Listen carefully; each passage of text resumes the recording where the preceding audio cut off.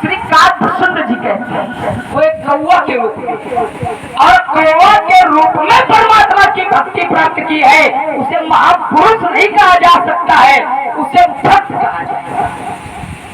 भक्त कोई भी हो सकता है, भक्त कोई भी हो सकता है, लेकिन जहाँ शब्द प्रयोग कर दिया जाए पुरुष और पक्षी में अंतर हो जाएगा। उस भक्त ने परमात्मा की भक्ति प्राप्त की है, तब वो कहता है मुझे इस कौवे के शरीर से इसलिए मनता है कि मैंने परमात्मा की प्राप्ति की है। या सीधे इस तरह कह दिया जाए कि जिसके माध्यम से हमें परमात्मा की प्राप्ति होती है वो ममता करनी चाहिए। परशुराम जी को भी धनुष से परमात्मा की प्राप्ति हुई है, विद्या की प्राप्ति हुई है। श्री परशुराम जी ने इसी अजगौ से धनुर्वेद की विद्या प्राप्त की है, और जब धनुर्वेद की विद्या प्राप्त की है फिर इनको भी ममता होनी चाहिए।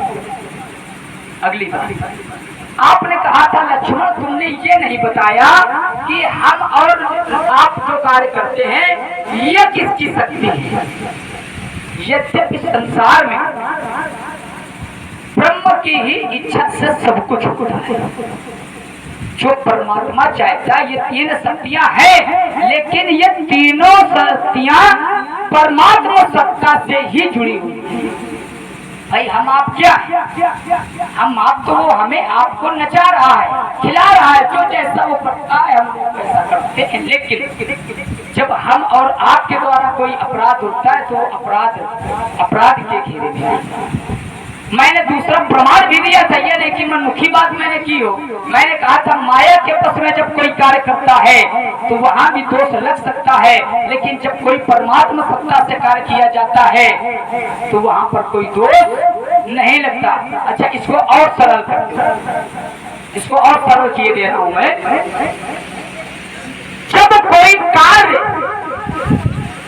महापुरुष के द्वारा या जीव जब कोई कर्म परमात्मा को समर्पित करके करता है तो वह कर्म करने पर भी कर्म के फल में लिप्त नहीं होता। जैसे कमल और कमल का पत्ता जल में रहता तो है पर उस पे लिपायमान नहीं होता। ये मैं नहीं कह रहा, ये ब्रह्मवाणी कहती है।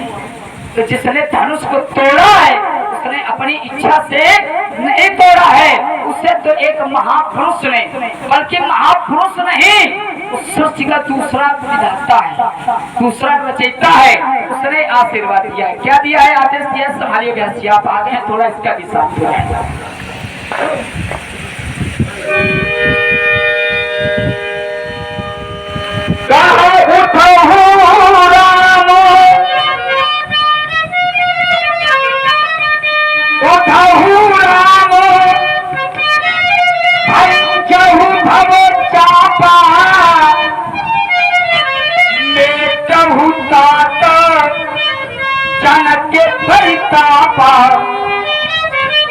तोड़ने वाले को आदेश दिया गया, और वो है कौन?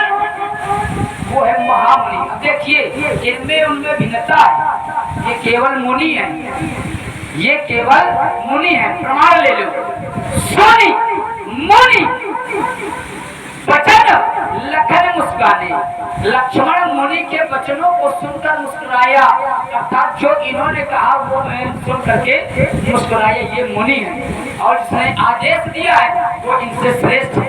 कैसे श्रेष्ठ है? तो है कौन? विश्वामित्र जी।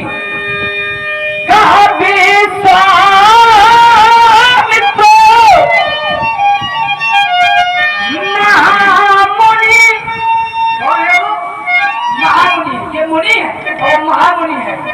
कहा विश्वामित्र महामुनि ज्ञानी, परशुराम जी के लिए कहीं ज्ञानी शब्द का प्रयोग नहीं है, लेकिन जिसने आदेश दिया है वो ज्ञानी शब्द का प्रयोग किया जा रहा है। और इतने नहीं, संसार में दो विज्ञानी हैं, संसार में दो विज्ञानी हैं। एक विज्ञानी का नाम मैं बता देता हूँ और एक को छोड़ दे रहा हूँ।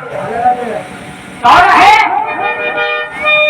तो कहा करी भोजन मुनि पर विज्ञान,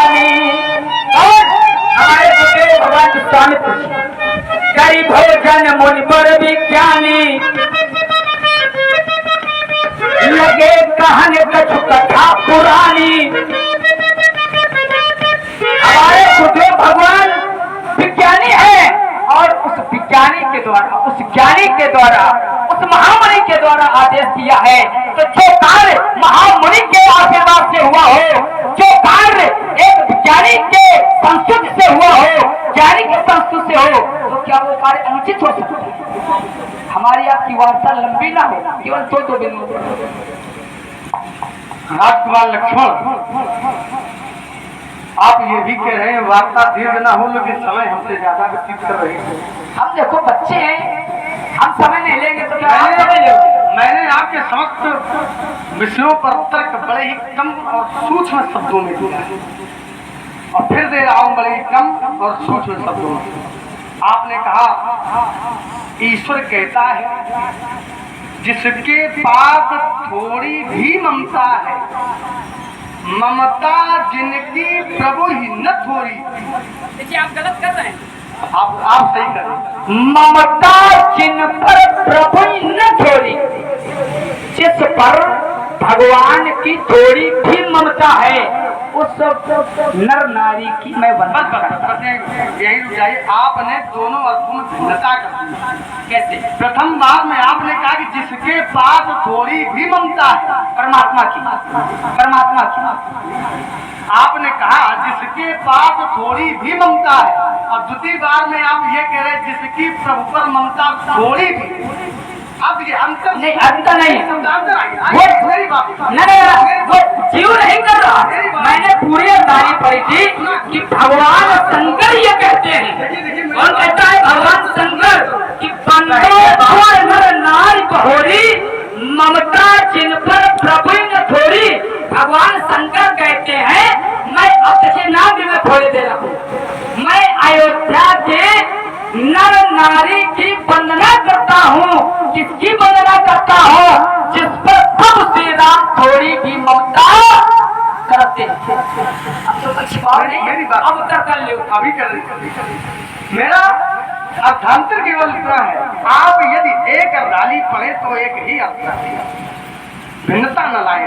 अर्धाली अभी हमने सीधे सिद्ध किया। आई मेरी बात आप सुना करो।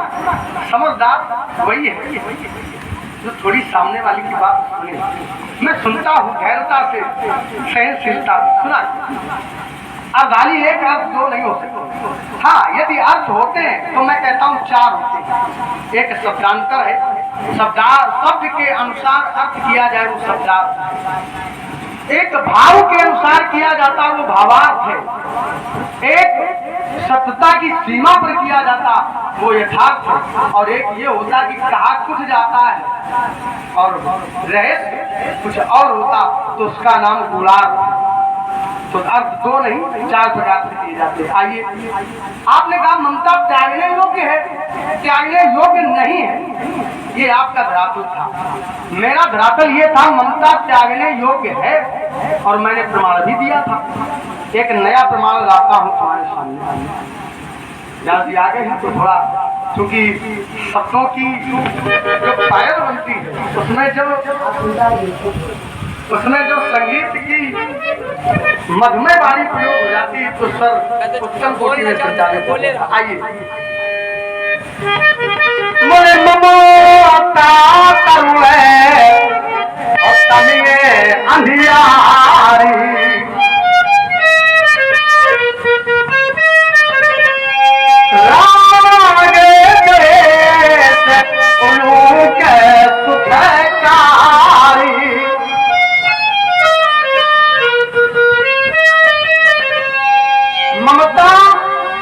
माने युवा, तमीय अंधियारी।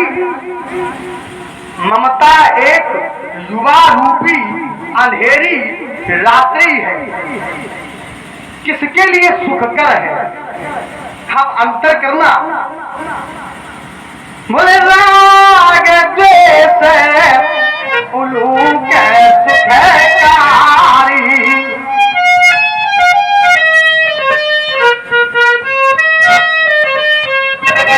ममता जो है ये उल्लू के लिए सुखकारी है। ये नहीं कहा गया कि मनुष्य के लिए सुखकारी है। तो ममता जो उल्लू के लिए शुभकारी है, तो क्या मनुष्य की तुलना उससे कर सकते हैं? नहीं कर सकते। अतः मेरा फिर वही अर्थ है, ममता त्यागने योग्य है और ममता त्याग देनी चाहिए। एक जमीनी उदाहरण देता हूं, यदि व्यक्ति के पास ममता है तो कभी वो न्याय नहीं कर पाएगा। अपना बालक दूसरे बालक के साथ यदि लड़ जाए और यदि न्यायकर्ता में एक बालक के पिता को चुन लिया जाए कि आप न्याय कर दें, और यदि उसने ममता का सहारा ले लिया, तो चाहे उसका स्वयं का पुत्र गलत हो या सही हो, लेकिन निष्कर्ष स्वयं के पुत्र के पक्ष में चला जाएगा, क्योंकि वो ममता से ग्रसित है। आइए, एक आपने आज ऐसा प्रश्न रखा है जिस पर वाकई में चिंतन की आवश्यकता है।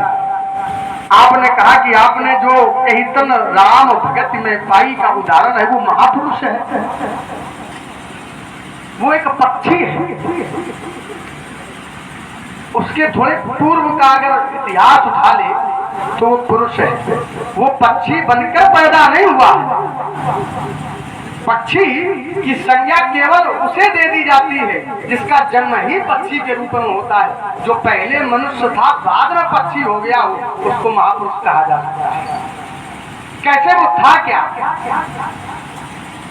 बढ़िया प्रसंग है, आपने छेड़ दिया है। समाज को यहाँ से कुछ मिलेगा, हम इसको छोड़ेंगे नहीं, बहुत मजबूती से पकड़ेंगे। उस बालक का जन्म किसी कालखंड में अवध की प्रांत की धरती पर होता है, अयोध्या की धरती पर होता है, और वो एक वैदिक ब्राह्मण से शिक्षा प्राप्त करता है। उस वैदिक ब्राह्मण के द्वारा उस बालक को भगवान शंकर का मंत्र दे दिया जाता है। एक बार वही बालक भगवान शंकर के शिवालय में बैठा हुआ था, भगवान शंकर की आराधना में संलिप्त था। अचानक गुरु जी का प्रवेश, एक नया रास्ता दे रहा होगा, अचानक गुरु जी का उसी शिवालय में प्रवेश हो जाता है। चिंतन करना आप लोग, शिवालय में गुरु जी का प्रवेश, बालक माने गुरु जी का शिष्य बैठा है शिवालय में, सामने भगवान शंकर उनकी आराधना कर रहा है। उसने गुरु जी को उठ करके प्रणाम नहीं किया, जबकि सिद्धांत कहता है कि गुरु से बढ़कर के कोई सत्ता नहीं होती। आपने कहा कि ब्रह्म सत्ता, माया सत्ता, आदि आदि सत्ताएं आपने बताई। मैं कहता हूँ सब सत्ताओं के ऊपर एक गुरु की सत्ता है। प्रमाणित तो सिद्धांत करता है, बोले गुरु ब्रह्मा गुरु विष्णु और गुरु देव महेश्वरा, गुरु साक्षात परब्रह्म ब्रह्म और तस्मै श्री गुरुवे नमः। गुरु ब्रह्मा है, गुरु विष्णु है, गुरु महेश है, यहाँ तक कह दिया गया गुरु साक्षात परब्रह्म है।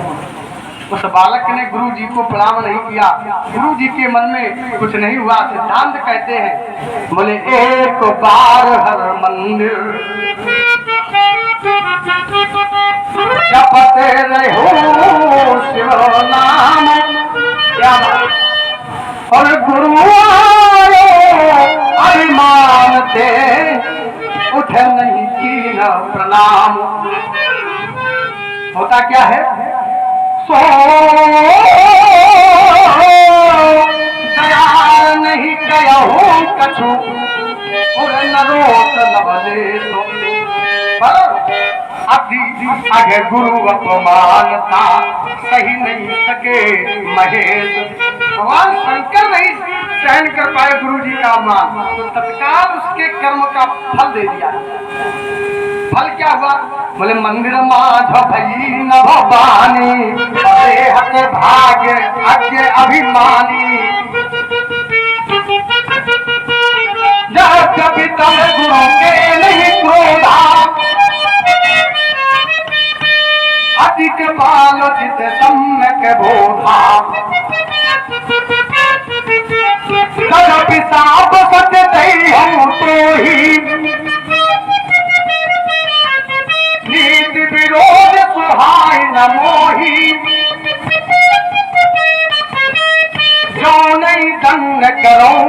तोरा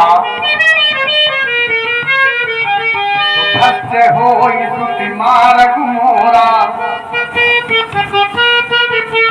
भगवान शंकर कहते हैं यदि मैं तेरे कर्मों का फल तुझे नहीं दूंगा तो मेरा वेद मार्ग भ्रष्ट हो जाएगा। कर्म का फल उसको दिया गया। अंत में एक मुनि के श्राप के कारण वही पुरुष बन जाता है पक्षी, जन्म नहीं लेता है, बन जाता है, तो उसको महापुरुष कह देना कोई अतिशयोक्ति नहीं है। इस विषय पर चिंतन की आवश्यकता है। राजकुमार लक्ष्मण, हमने एक सिद्धांत कहा था, आपने कहा परशुराम जी के लिए विज्ञानी शब्द का प्रयोग नहीं किया गया, परशुराम जी के लिए महामुनि शब्द का प्रयोग नहीं किया गया, परशुराम जी के लिए कहीं ज्ञानी शब्द का प्रयोग नहीं किया गया। आदि आदि आपने बहुत कुछ कह दिया। सिद्धांत कहता है मुखे सकलम शास्त्रम, मुखे सकलम शास्त्रम, हमारे मुख में सभी शास्त्र हैं। पृष्ठे चासरम धनु, और पृष्ठ पर मेरे धनुष है, सर्कस है। तो जिसके मुख में सभी शास्त्र हो उसे क्या कहेंगे? ज्ञानी कहेंगे। जिसने ज्ञान के सभी ग्रंथों को अपने मुख में रखा है, ब्रह्म वाक्यम जनार्दना, जिसका ब्रह्म वाक्य है वो अज्ञानी कैसे? दूसरा आपने कहा कि विश्वामित्र जी को आपने एक प्रश्न कहा था, एक विज्ञानी का नाम मैं दे रहा हूं, आपने प्रमाणित नहीं किया। आपने कहा विश्वामित्र जी विज्ञानी हैं। विज्ञानी कहते किसे? शब्द पर अर्थ करते हैं। ज्ञान के माध्यम से विज्ञान का प्रयोग करना विज्ञानी कहलाता है। ज्ञान के माध्यम से विशेष शोध करने वाला व्यक्ति विज्ञानी कहलाता है। और विज्ञानी का प्रमाण पत्र जब मिलता है तो सीधा विश्वविद्यालय से मिलता है। उस प्रमाण पत्र का नाम विद्यावारिधि होता है। आप लोगों ने सुना होगा कोई किसी क्षेत्र में अद्भुत ज्ञान प्राप्त कर लेता तो उसको डॉक्टर लिखा जाता है, जबकि वो डॉक्टर किसी चिकित्सा क्षेत्र का नहीं होता, डॉक्टर लिखा जाता है। एक शब्द दे दिया तो उसे विद्यावारिधि का प्रमाण पत्र मिल जाता है क्योंकि वो विज्ञानी है। अब देखिए, एक मैं धरातल बनाता हूं, क्या उस व्यक्ति को विज्ञानी मानना चाहिए जिसने ज्ञान के माध्यम से विशेष शोध किया लेकिन शोध असफल हो गया? दो है, ज्ञान के माध्यम से शोध करना और शोध का सफल हो जाना, ये भी विज्ञानी है। और ज्ञान के माध्यम से ज्ञान विषय का शोध करना और शोध में असफल हो जाना, वो भी विज्ञानी ही है। एक असफल है, एक सफल है। विज्ञानी किसको माना जाए, असफल को या सफल? अपनी बारी को एक समझाओ। इसका उत्तर हम कक्षा 5वीं के छात्र से करवा सकते हैं। ध्यान देना जरा। क्या एक बालक ने 10वीं कक्षा में परीक्षा दिया, उत्तीर्ण हो गया, और एक बालक लेकिन अनुत्तीर्ण हो गया। अब परशुराम जी वाला नियम लगा दिया जाए कि परीक्षा तो दोनों ने दिया है, एक उत्तीर्ण हो गया, एक अनुत्तीर्ण हो गया, तो क्या अनुत्तीर्ण वाले को भी ये कह दिया जाए ये 10वीं कक्षा में सफल है? क्या उसको इनके प्रयोग से, इनके नियम से क्या 11वीं कक्षा में उसको प्रवेश मिल जाएगा? वो सिद्धांत लगाओ जो लोग न जाने, तो उसको बताया करो। जो आपने विषय को घुमा दिया, मेरी सीधे सीधे देखिए बात ये थी, हमारी आपकी प्रमाण पत्र वाली बात चल रही है। एक नियम होना चाहिए। मैंने कहा था इस संसार में केवल 2 विज्ञानी है। मैंने एक का नाम मैंने बोला था, मैंने कहा था विश्वामित्र जी हमें प्रमाण भी दिया था ये नहीं कि मैं मुखी बात हूँ, और दूसरा मैंने छोड़ दिया था कि परशुराम जी बताएंगे। फिर मैं एक अवसर दे रहा हूँ कि अपने क्रम में बता देना, नहीं तो फिर मैं वो बताऊंगा दूसरा विज्ञानी कौन है, और कोई विज्ञानी तो तीसरा विज्ञानी नहीं। जैसे भी देखो ब्रह्म तो सब कुछ है भाई, हम आप किससे हैं? ब्रह्म से। आपने कहा गुरु, इन्होंने एक शब्द लगाया गुरु का। लक्ष्मण कह रहा था कि परमात्मा है लेकिन सबसे श्रेष्ठ तो गुरु है। हमने विचार किया कि गुरु तो सर्वश्रेष्ठ हो गया, ब्रह्म से भी आगे हो गया, लेकिन इन्होंने उसका स्वयं में उत्तर कर दिया। इन्होंने एक श्लोक पढ़ा, गुरु ब्रह्मा गुरु विष्णु गुरुदेव महेश्वरा गुरु साक्षात परब्रह्म तस्मै श्री गुरुवे। गुरु को किस रूप में मानना चाहिए? गुरु को ब्रह्मा के रूप में जानिए, गुरु को विष्णु के रूप में जानिए, गुरु को शंकर के रूप में जानिए, गुरु को ही ब्रह्म के रूप में जानना चाहिए। लेकिन जानने और होने में भेद है। गुरु को ऐसा मानना चाहिए, ऐसा शिष्य के भाव होना चाहिए। और यदि गुरु के प्रति भाव अच्छे नहीं है तो क्या उसे विद्या की प्राप्ति होगी? क्यों? विद्या से क्या प्राप्त होता है? तो कहा विद्या विनयम जड़ा, विद्या से विनय की प्राप्ति होती है, और विनय जिसके हृदय में होगी वही तो गुरु से विद्या प्राप्त करेगा। लेकिन गुरु भी आते हैं तो कहाँ आते हैं? ब्रह्म। अरे ब्रह्म से ही तो सब कुछ है, चाहे गुरु हो चाहे जो कुछ। और फिर ये गुरु का पाठ उसको पढ़ाओ जो गुरु को मानता हो। लक्ष्मण अपने जीवन में किसी को नहीं मानता, और प्रमाण में दिए देता हूँ। एक स्थान जब आएगा तो मेरा कहना है, मैं गुरु की बात करते हो, पिता को नहीं मानता, माता को नहीं मानता। गुरु पितु मातु न जानो कहूँ, क्यों? मोरे सबई एक तुम स्वामी, तेरे बंधु उड़ अंतर जामी। मैं संसार में किसी को नहीं मानता, मैं केवल श्री राम को जानता, श्री राम को मानता। माता रामो, जब मुझे माता की याद आती है मैं अपने भैया श्री राम को देख लेता हूँ तो माता के दर्शन हो जाते हैं। मम पिता रामचंद्र, जब मुझे अपने पिता की याद आती है तो मैं अपने भैया में पिता के दर्शन कर लेता हूँ। माता रामो मम पिता रामचंद्र, स्वामी रामो मत सखा रामचंद्र, जब मुझे अपने स्वामी की याद आती है तो मैं भैया के दर्शन करता हूँ, स्वामी हो जाती है।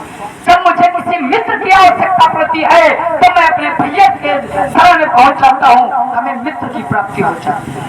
सर्वस्व में रामचंद्र दयालु, मैं सब कुछ संसार में यदि मानता हूँ तो वो श्री राम को मानता हूँ। तो हमारे ऊपर ये नियम तो इनका लगने वाला है नहीं। अच्छा, नियम ये इनके ऊपर जरूर लग रहा है। ये गुरु की देखिए, इन्होंने कहा कि गुरु के कथन को शिष्य का अधिकार है कि करना चाहिए। क्यों? अब इनके कहने से गुरु सर्वश्रेष्ठ है, ये मैं नहीं कह रहा हूँ, ये कहते हैं। तो जब गुरु सर्वश्रेष्ठ है तो धनुष तोड़ने वाले के गुरु ने आदेश दिया था, तो जब गुरु ने आदेश दिया है तो फिर विरोध नहीं होना चाहिए। क्यों भाई? जब गुरु श्रेष्ठ होता है तो गुरु ने आदेश दिया तो विरोध काहे का? गुरु भक्त बनो, लेकिन परशुराम जैसा ना बनो। इनको जानते हो ये कितने बड़े गुरु भक्त हैं? इन्होंने भगवान शंकर के मस्तक पे ब्रश का प्रहार किया। पाठ पढ़ा रहे गुरु भक्ति का, तो बोले हे बाबा हम भरसा चलाए बैठे, ऐसी भक्ति करना चाहिए। क्यों भाई? आप कह दो हम पिताजी के अपने बहुत बड़े भक्त हैं, अब पिताजी के लाठी मार दो, एक ऐसी भक्ति, ऐसी भक्ति न करना। जय हो जय हो। गुरु के पुत्र और आगे हमारे भाई मूलचंद मस्ताना जी, मूलचंद मस्ताना जी, उनकी तरफ से 25 मुद्राएं थी भार्गव जी परशुराम जी के चरणों में, और 25 मुद्राएं हमारे लखन लाल जी के चरणों में। बहुत बहुत साधुवाद, धन्यवाद। गुरु भगवान गणेश कौन है? शंकर जी के पुत्र हैं। इन्होंने शंकर जी के पुत्र गणेश का एक दांत तोड़ दिया, कार्तिकेय की ग्रीवा तोड़ दी, ऐसे गुरु भक्ति करना चाहिए। आज सब कुछ छोड़ दो। इन्होंने अपने मौसियत तक को नहीं छोड़ा, सहित भाव भक्ति का वध कर दिया। आए आओ सबको छोड़ दो। जिसने पैदा किए जब अपनी अम्मा के न हुए तो ये संसार में किसके होंगे। पाठ पढ़ाते हो अच्छा अच्छा, पर उपदेश कुशल बहुते रहे। ऐसा पाठ पढ़ाओ जो लोग न जानते हो। हम आप केवल छोटी छोटी बातें जानते हैं, घर के अंदर तक की वेद न खुलाओ। इसलिए कहता हूँ कि आप ब्राह्मण के रूप में हो तो ब्राह्मण बने रहो। किसी मंदिर में जाओ, जाने की आवश्यकता नहीं, मंदिर पहले से बना है। किसका बना है? इन्हीं के गुरु जी का बना है शिवालय। तो मंदिर में जाओ, सुबह शाम आरती उतारो, कथा बांटो, प्रसाद बांटो, घंटी घंटा बजाओ। ठाकुरों के चक्कर में न पड़ो। ठाकुरों के चक्कर में पड़ोगे बर्बाद हो जाओगे। क्यों ऐसी ठाकुर और ठाकुरों के चक्कर में पड़ेंगे, राजनीति सिखाएंगे। मैं कहता हूँ सभा से भाग जाओगे, सब मुझे धन को संभालेंगे। चक्कर में कौन धरसों को उठाएंगे, या बराबर अक्खर है नहीं वो नहीं कर सकता। अरे क्या हो गया प्रभु? तो ये ठीक है, तो क्या हो गया? नहीं बजाते हो, आज जगत के वीर सिंह हो तो ये फरसा दिखाते हैं। राजकुमार लक्ष्मणी 4 दूनी 16, 16 दूनी 8 का पाठ रखो अपने साथ। बहुत सुंदर भार्गव जी ने एक बात ही कही, 16 दूनी 8, और ये 16 दूनी 8 होता है वो हमारी बात नहीं। अच्छा ये लेकर के आए क्या अपने सहयोग में तुमको?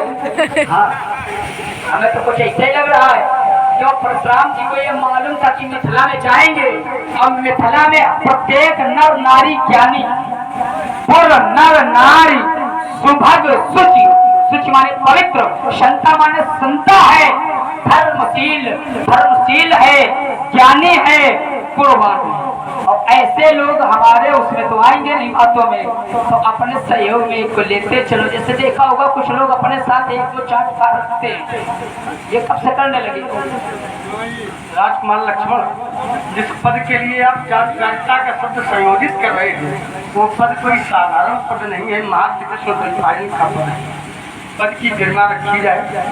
हम आपके समस्त प्रश्नों का उत्तर एक अर्धाली में किए देते। अभी तक आपने जितना किया है एक अर्धाली में ही सब बात हो देते।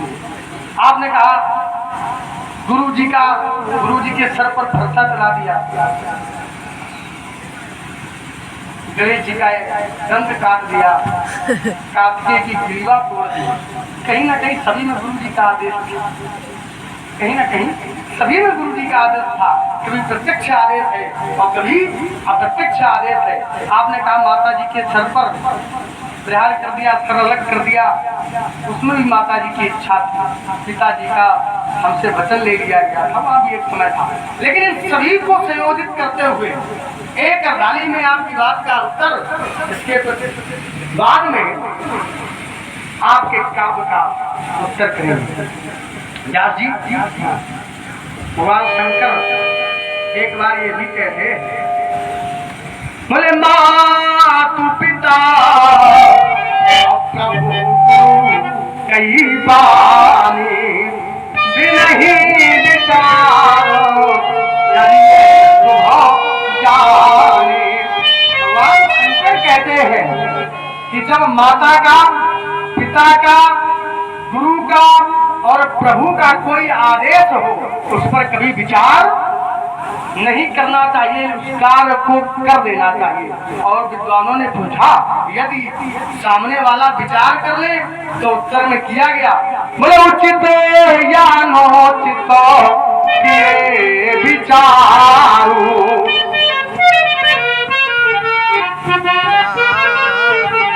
धर्मो जाई अतिर बात के भारू।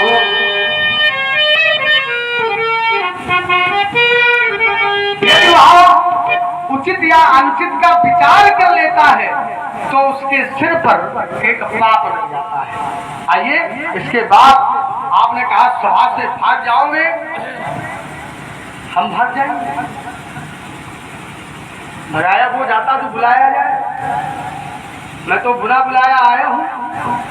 कहना है सूर वंश में प्रसिद्ध था सहस्राव, जिसका जहान में कोई दूसरा न जोड़ा था।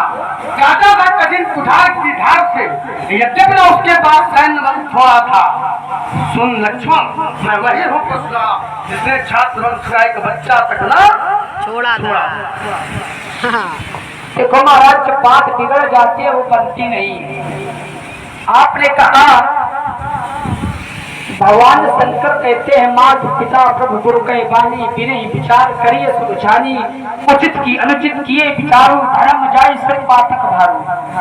सब माता पिता गुरु और स्वामी चाहे जो कहे वो करना चाहिए, और अगर न करे तो कह रहे हैं उसका धर्म चला जाएगा। एक ने नहीं किया, वार्ता विलंबी न हो और अंगिरस का प्रयोग हो जाए।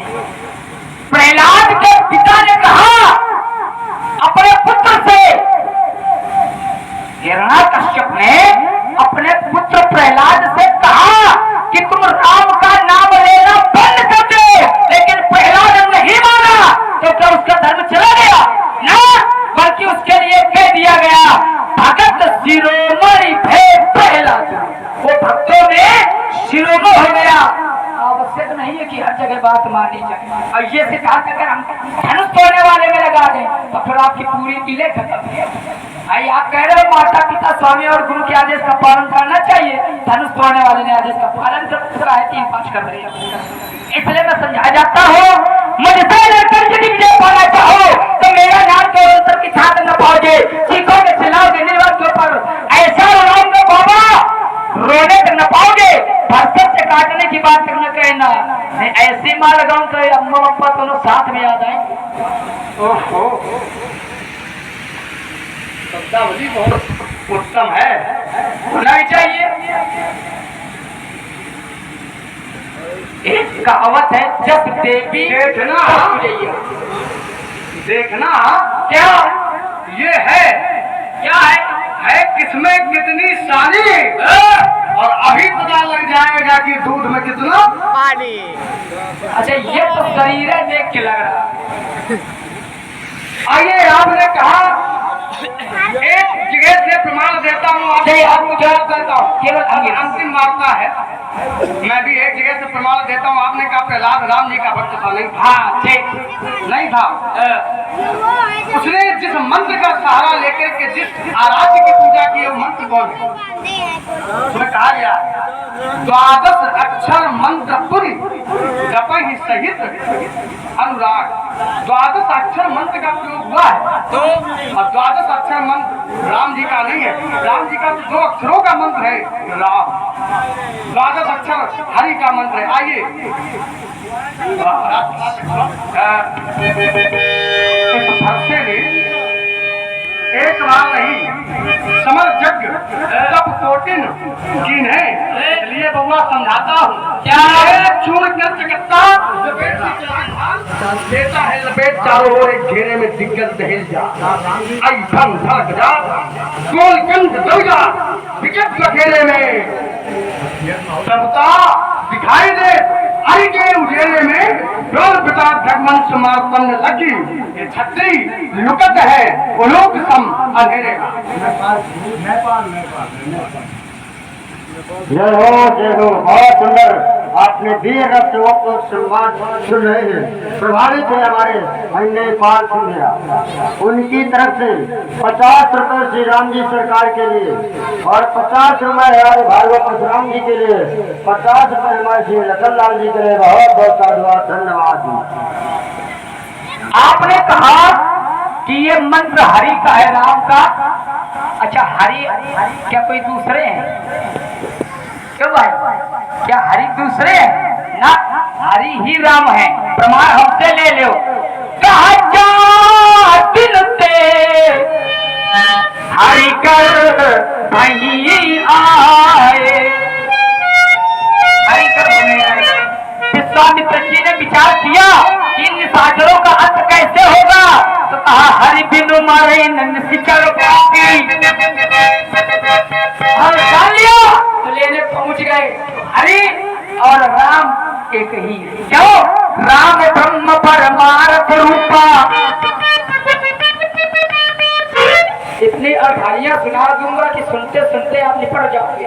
इसलिए मैं फिर समझाता हूँ, देखता नहीं यदि प्रवेश तो फिर से भरने मजा सिखा देता, अरे अरमान बिठा देता, दिल से फंसते किया भुला देता, अच्छे लेता ये लोहा लगा और पंडित जी मिथिला से मार भुला देता।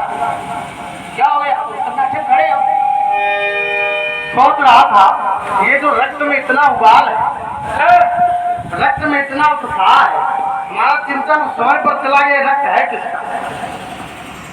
तो रक्त का जो प्रादुर्भाव है, जो उद्घोषक स्थान है, वो स्थान भी ब्राह्मणों का ही है, इसीलिए इतना उबाल है।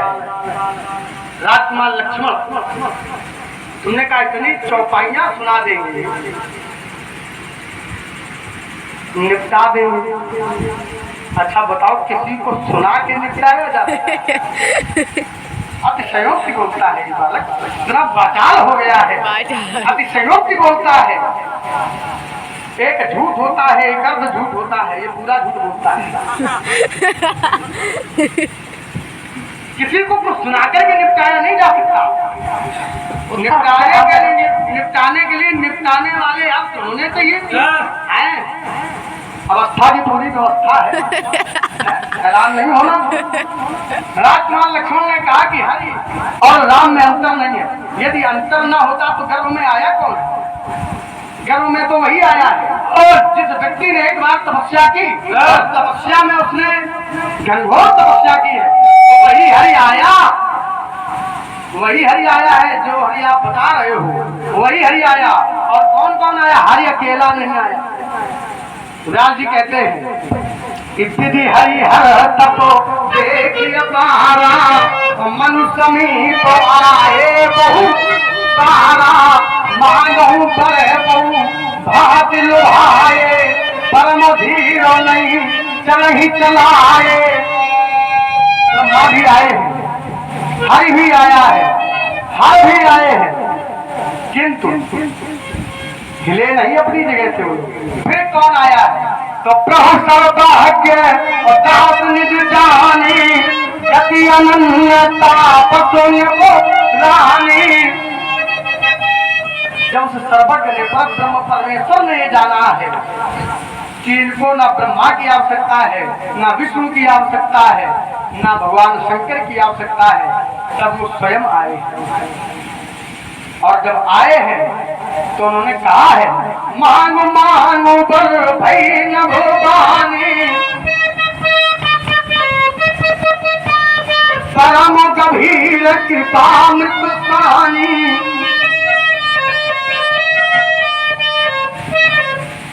जब सर्वज्ञ ने पर ब्रह्म ने ये कहा है, मैं आ गया हूँ, अब जो मांगना है वो मांग लो। तब उन्होंने कहा है, चाहे तुम ही समान पुत्र। प्रभु से मांगा है, मैं आपके समान अपना पुत्र चाहता हूँ। तो प्रभु ने कहा है, उस सर्वज्ञ ने कहा, हरि ने नहीं कहा है, सर्वज्ञ ने कहा है। क्या कहा है व्यास जी? सर्वज्ञ ने, उस सर्वज्ञ पर ब्रह्म परमेश्वर ने ये कह दिया मनु महाराज से, आप सरित हो जम कहा जाई, हो मैं आई। आपके समान मैं दूसरा कहाँ खोजने जाऊं, इसलिए हे राजन, मैं स्वयं ही आपका पुत्र बनकर के आऊंगा। तो उस सर्वज्ञ ने, उस पर ब्रह्म ने कहा है कि मैं आऊंगा, तो वही हरि आया है। जादिन ते हरि कर भैया आए, ये वही हरि है, पर ब्रह्म परमेश्वर है। तो अंतर है। आइए राजकुमार लक्ष्मण, तारा का एक उत्तर किए देता हूँ। भूल जइहो चक्कर मकर लड़बो फांदिबो सोई, बड़े को मुकाबला जिसमें भगवंशी के लाल से सूरत ना दिखइहो, मिथिला से जइहो, क्योंकि ये वीर भगवंशी है, लड़ने लड़े काल। देखिए महाराज, कभी कभी सामने वाला ये नहीं समझ पा रहा है कि हमें क्या बोलना चाहिए, इसका अर्थ क्या निकलेगा। प्रमाणित इन्होंने कर दिया। शब्द आया था हरि, मैंने कहा था हरि ही राम है, इन्होंने कहा राम नहीं है, वो ब्रह्म है। अच्छा, ब्रह्म की अगर बात करते हैं आप, तो ब्रह्म है क्या? ब्रह्म है क्या? क्या क्या ब्रह्म का कोई स्वरूप है? ब्रह्म का कोई स्वरूप नहीं है, उसने स्वरूप लिया, लेकिन ब्रह्म का कोई स्वरूप। जय हो। और आगे हमारे अजय गर्माराव, जिनके तरफ से 21 मुद्रा श्री भार्गव परशुराम जी के चरणों में और 21 मुद्रा हमारे लखन लाल जी के चरणों में बहुत बहुत साधुवाद, धन्यवाद। उसी श्रृंखला में विशाल लालू विशाल साउंड सर्विस लालू, उनकी तरफ से भी 11 मुद्रा भार्गव परशुराम जी के चरणों में और 11 मुद्रा हमारे लखन लाल जी के चरणों में बहुत बहुत साधुवाद, धन्यवाद। ब्रह्म का कोई स्वरूप नहीं है। जब ब्रह्म को पूछा गया कि ब्रह्म है क्या, ब्रह्म कैसा है, तो शास्त्र ने प्रमाणित किया। क्या किया? कहा बिनु पग चले सुने बिनु काना, कर बिन कर्म करे विधि नाना, आनंद रहित सकल रस भोगी, बिनु वाणी बकता बर जोगी। ना उसके हाथ है लेकिन कर्म करता है, पैर नहीं है लेकिन चलता है, कान नहीं है लेकिन सुनता है, नेत्र नहीं है लेकिन देखता है, वो ब्रह्म है। ब्रह्म क्या साकार है ना, निराकार। और ब्रह्म, अब देखिए मैं दोनों बातें रखूंगा, आप पकड़ ना पाओगे। ब्रह्म के स्वरूप बनाएंगे। यद्यपि ब्रह्म एक है, एको ब्रह्म द्वितीयो नास्ति, ब्रह्म एक है, दूसरा कुछ नहीं है, लेकिन फिर उस ब्रह्म ने अपने आप को परिवर्तित किया। किसमें? तो फिर कहा शास्त्र ने, अगुण सगुण तुई ब्रह्म स्वरूपा, वही ब्रह्म निर्गुण और सगुण रूप में परिवर्तित हो गया। आप कहते थे वो हरि गया था, वही हरि आया। अब देखो इसको मैं कहां से जोड़ दूंगा। हरि जिस समय परमात्मा ने अपना स्वरूप का दर्शन माता कौशल्या को कराया, माता कौशल्या ने कहा ये स्वरूप वाला बालक आएगा क्या? लोग कहेंगे कि एक तो बुढ़ापे में लड़का हुआ और वो बेचारा था बालक। तो परमात्मा ने कहा कि हम तो आपको याद कराने के लिए, क्यों आपने कहा था कि अपने समान हमें पुत्र चाहिए, तो मैंने आपको ये प्रमाणित किया, ये दिखाया है मैं वही हूँ जो तुमने मांगा था। दूसरी जगह किसान पर जिस समय नारद बाबा कामदेव को जीत करके आए थे, राजा शैलनिधि की कन्या से विवाह करना चाहते थे, तो देवर सिनार्द ने विचार किया इस संसार में सबसे सुंदर कौन है, तो विचार किया हरि। हरि सब पर निष्पत्ति होगी। हरि हरि नाम भगवान विष्णु, सभी देवताओं में स्वरूप सुंदर भगवान विष्णु। तो नारद ने कहा हरि सन मांगो सुंदरताई, मैं हरि से सुंदरता मांग लूंगा। नारद बाबा पहुंचे, भगवान से सुंदरता मांगी। नारद ने कहा जय विधि होय नाथ हित मोरा, करौ सुबेग दास मैं तोरा। भगवान ने कहा तुम हित की बात करते हो नारद? अरे हम तुम्हारा परम हित करेंगे। जय विधि हुई है परम हित, नारद सुनो तुम्हार।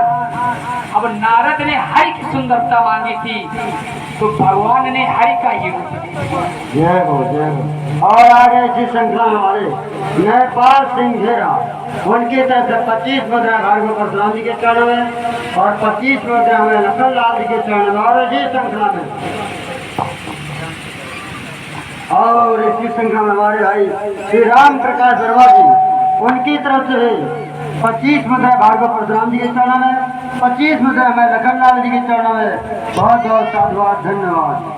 व्यास जी हरि से सुंदरता नारद मांगने पहुंचे। हरि की सुंदरता तो भगवान ने हरि का ही स्वरूप दे दिया। इस समय विश्व मोहिनी माला को लेकर के घूम रही, उसने देखा अब वो स्वरूप था बंदर का। अब देखिए नाम एक होता है लेकिन उसके अर्थ बहुत होते हैं। हरि माने ब्रह्म, हरि माने विष्णु, हरि माने सर्प, हरि माने मेढक, हरि माने तालाब, अब ये तो निर्भर वहाँ करता है कि यहाँ किस शब्द का कहाँ पर प्रयोग उचित रहे। जैसे अश्व माने घोड़ा होता है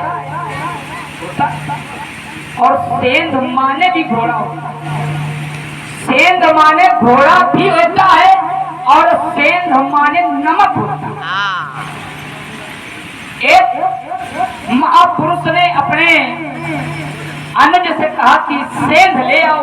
थोड़ा थोड़ा चलिए तो फिर मैं वाणी की यही जो धारा चल रही हमारी आपकी, तो मैं आपसे कहता हूँ कि अब ये विद्वता वाली बातें छोड़ दो अपनी जी। उल्टी सीधी बातें करके जो दुर्दशा अपनी करवाओगे और ज्यादा ऐठोगे परशुराम तो फिर फूल चाटते जाओगे। जगत पथ पर तुम चले तो शायद छोड़ देंगे और लिया जिसका सहारा तो नस नस तुम्हारी तोड़ देंगे। राजकुमार लक्ष्मण जीव की शारीरिक अवस्था का ज्ञान चला रहे हैं। अच्छा एक चीज आप लोग बताएं, आप लोगों से इनके इस प्रश्न का उत्तर क्या है? जैसे नस नस तुम्हारी तोड़ देंगे। नस कभी तोड़ी जाती है? एक जगह की तोड़ी भी जाती है। पढ़े लिखे लोग हैं, जानते हैं तोड़ी नहीं आप ब्रह्मचारी और चक्कर में न पड़ो। पढ़वाना हो तो बताओ। मैं मालूम है ऐसे शब्दावली का प्रयोग वही कर सकता जो कोई पाठशाला नहीं गया। हाँ। ये ठीक है, लेकिन बस आपने एक शुरुआत में प्रारंभिक